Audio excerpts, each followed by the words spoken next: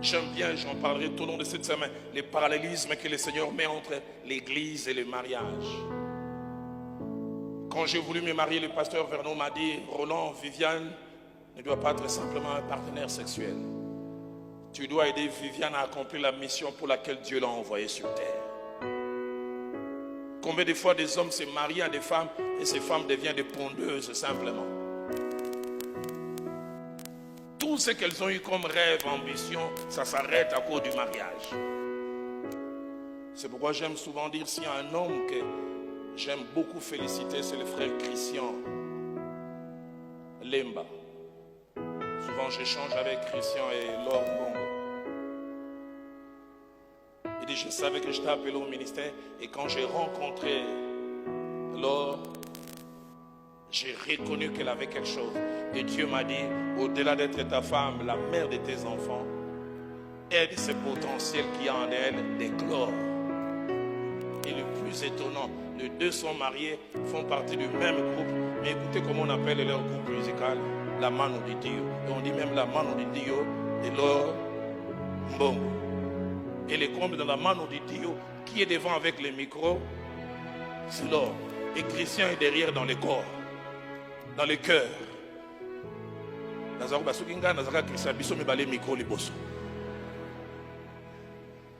Mais il reconnaît l'appel principal est donné à telle personne. Et j'aimerais l'aider. Que Dieu te donne un mari qui va t'aider à devenir meilleur. À faire sortir les meilleurs qui ont en toi. Pas quelqu'un qui te bloque. Pas quelqu'un qui t'arrête.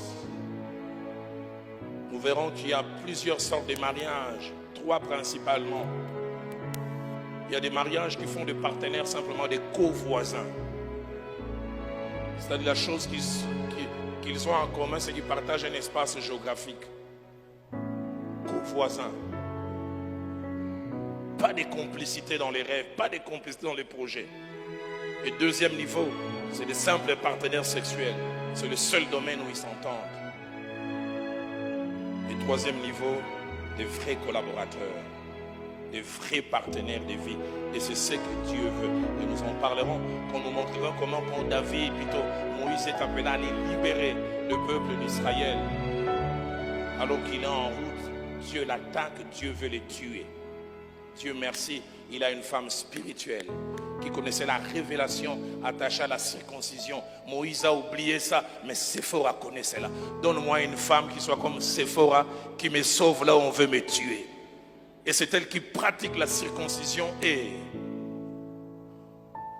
donne-moi une femme comme cette merveilleuse femme des Proverbes 31,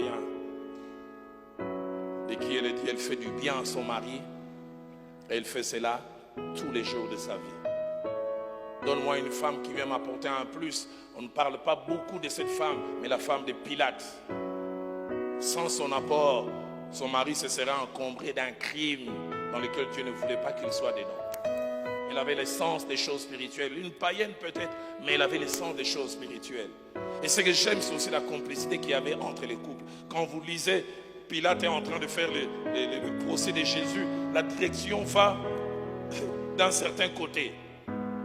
Jusqu'à ce que la Bible dise, la femme de Pilate a envoyé un message. Était-ce par écrit ou par quelqu'un? Il dit, n'entrez pas dans l'histoire de ces justes, car cette nuit je n'ai pas dormi. Et si vous lisez la suite, vous voyez comment tous les discours de Pilate changent. Aide-moi à dire à ton voisin, est-ce que tu écoutes ta femme?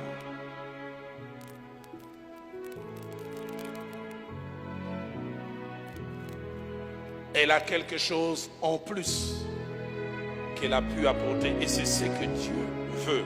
La plus belle chose qui me soit arrivée, c'est d'avoir dit oui à Jésus-Christ le 5 novembre 85 à 9h.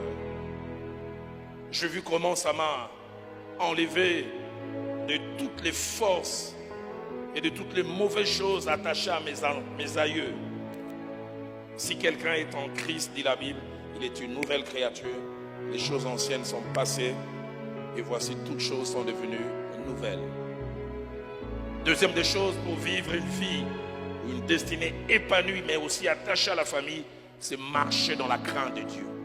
Un enfant qui s'est converti, un parent qui s'est converti, vous n'avez aucune idée. Dans Luc au chapitre 19 au verset 9, étonnant, c'est Zachée qui avait soif de Christ, une seule personne. C'est Zachée même qui est monté sur l'arbre pour voir Jésus. Mais quand Jésus l'a vu, il a dit, descends, car aujourd'hui le salut est entré dans ta maison. C'est une personne. En 76, celle qui est ma mère a cessé d'être religieuse. Elle a pris la décision d'accepter Christ comme Seigneur et Sauveur.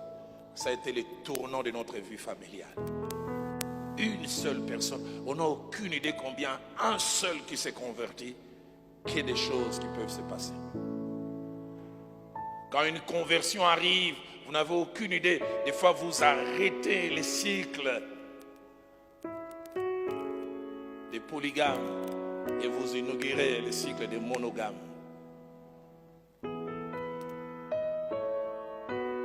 Quand j'ai grandi, mon père, je le voyais lucide simplement à 6 heures quand il sortait. Parce que chaque fois qu'il rentrait à 19 heures, ivre, de lundi à samedi. Quand j'ai grandi ici, il y a des jours où j'ai dit, est-ce qu'il est permis aux enfants de cogner les parents? Parce que mon père, quand il rentrait ivre, c'est toujours moi l'aîné qui allait, Roland, viens ici. Puis, est-ce que je suis ivre? Qu'est-ce que tu vas lui dire? Non, papa, tu es bien. Est-ce que tel que je parle là, j'ai dit des choses cohérentes? J'ai dit oui. Dans mon cœur, j'ai dit, possède un bétail.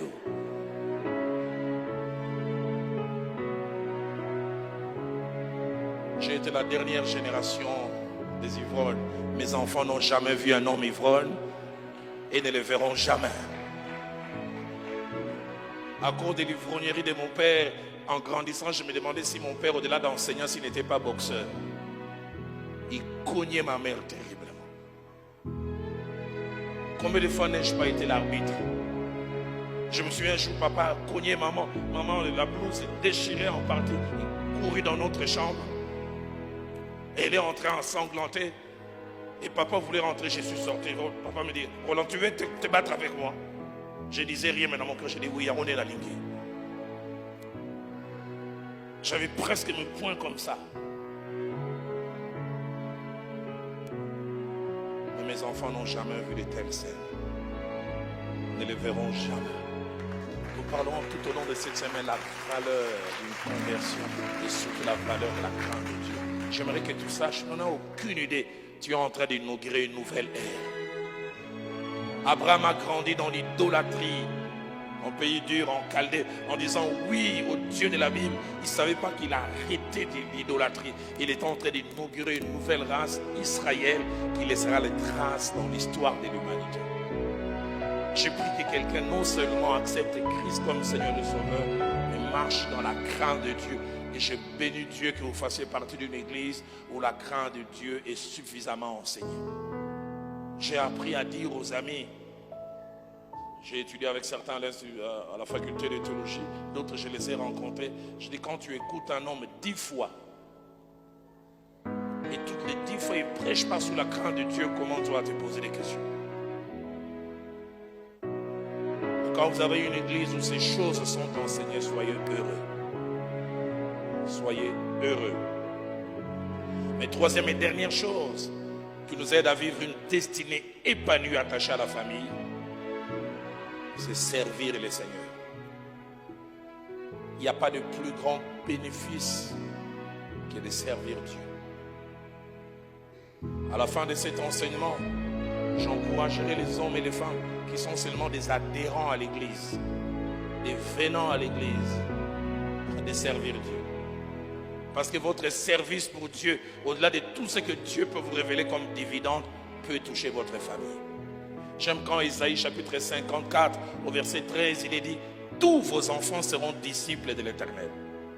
Simplement parce que vous les servez, ils seront disciples de l'Éternel. Et la fin du verset dit, grande sera leur prospérité. Ils vivront des choses parce que quelqu'un sert Dieu. Votre service pour Dieu peut avoir de l'influence sur le destin de vos enfants. Leur réussite sur le plan scolaire, leur réussite sur le plan académique, plus tard leur réussite sur le plan professionnelle et même la qualité de leur mariage. Je voudrais encourager quelqu'un, cesse d'être un chômeur dans l'église de Dieu.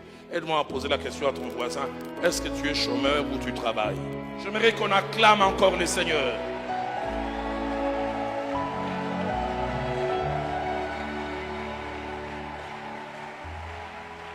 Est-ce qu'on peut y associer des clameurs?